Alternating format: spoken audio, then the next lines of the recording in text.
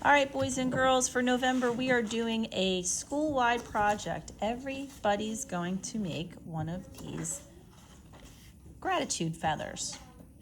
And depending on what grade you're in is going to depend on what your feathers are going to look like, as well as the colors. So on this one, I just have patterns with lines and shapes. On these two. On this one, I actually wrote words of things I'm grateful for. So think about things that you are grateful for, and we are going to use painted paper, crayons, marker, and white oil pastel. So on your table, you should have your sketchbook folder.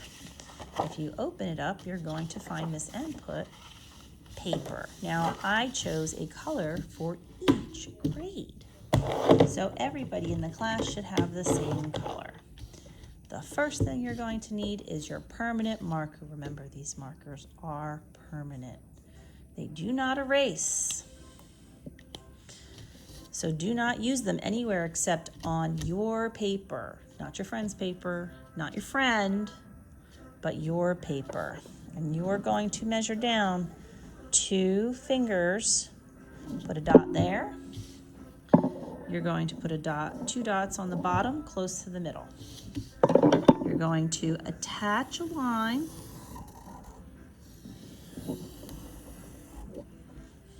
and then you're going to draw your leaf. Your leaf can be pointy. Let me find a pointy one. Or it can be rounded at the top. Not your leaf, I'm sorry, your feather. Your feather can be rounded at the top. So depending on the type of feather it is. So if I was doing a pointy feather, I'm gonna start with my dot up there, 2 dots here.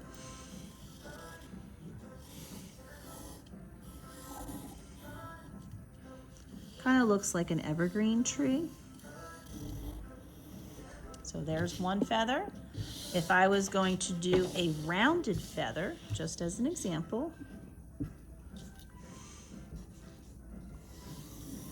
so again, and maybe my feather looks something like this. Still kind of.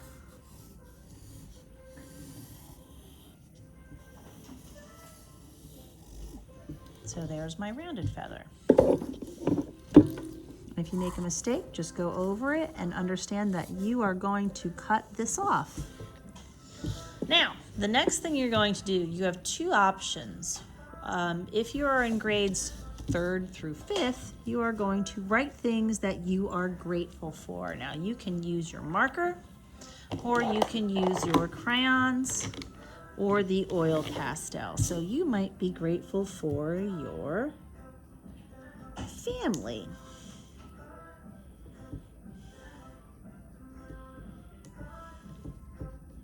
You might be grateful for your friends.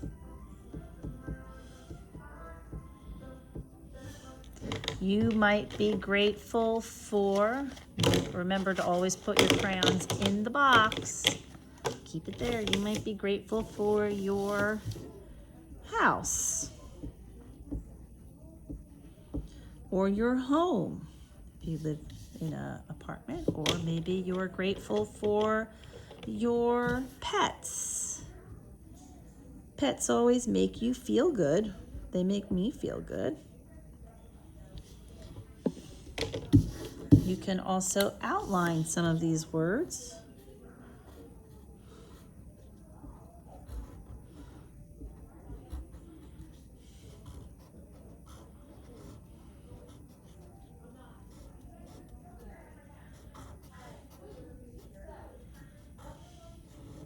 Or the other trick that my friends figured out is that if you put the oil pastel down, you can actually go over it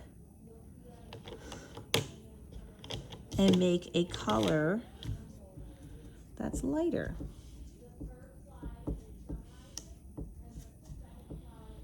Maybe I'm happy for my health.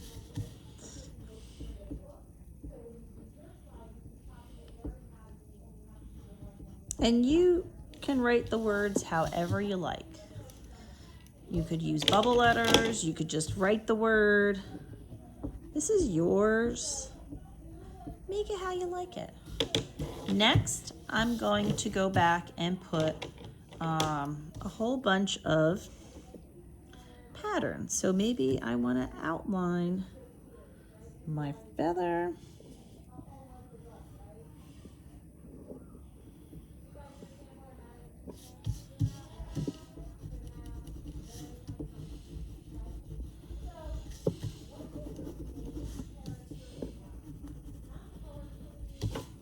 And words are optional. So you might find that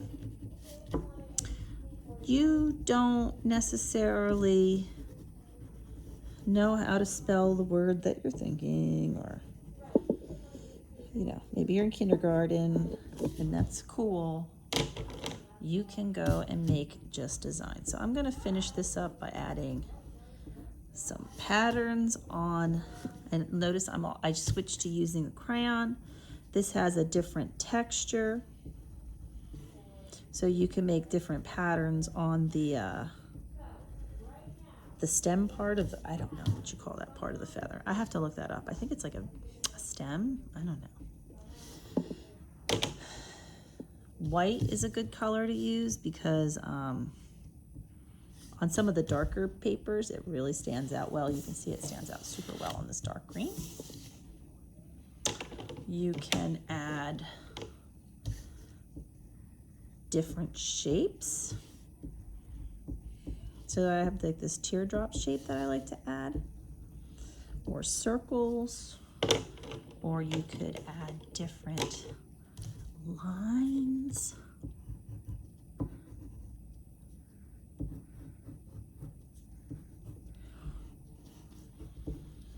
So you're basically making patterns, and you want it to stand out so everybody knows it's yours. You can also put color down and then put oil pastel on top, which has a very unique looking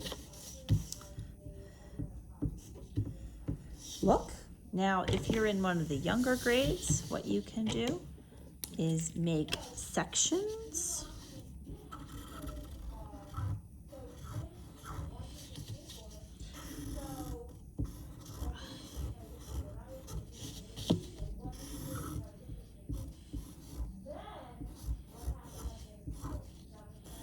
And you're going to color these sections in. You can add dots. You can see I added dots. I came back with my crayons and I colored in each section. I put a pattern on the stem until the entire thing was covered with patterns. Here's another option. And then when you're done and you are happy with your feather, remember it's a feather, you're going to put your crayons back in the box. Hopefully, if the box is intact, so notice I'm carefully putting my crayons in. If the crayons are broken, they still color.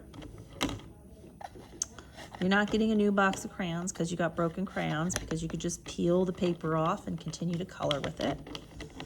Makes no sense. And these particular crayons, they're not Crayolas. I usually like Crayolas better. However, these particular crayons are made with soy. It says right there. And I find that they really put a lot of pigment down on the feathers. So I'm happy with this feather. I'm going to cut it. Now, if you are in kindergarten or first grade and you are new to cutting, you hold the paper with your non-writing hand and you cut with the other. So notice I'm turning the paper and I'm following the black line. That is my outline. I'm going to carefully follow the black line.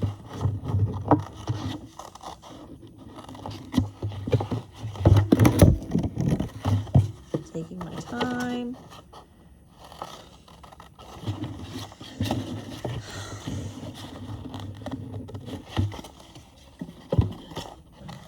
Actually wanted this to be rounder. Not as round as I wanted. There you go. You can actually make the top much more fluffy and round like that one. You can outline some of the lines and shapes with the white, especially if you have a dark color. Be careful you don't cut the end off. So there is my feather. This is going in the garbage can. On the back of my feather, I am going to print very carefully my name.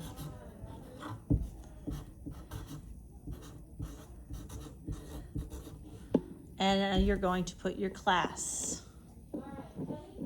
Then all materials get put away, and you're going to put your feather in your folder.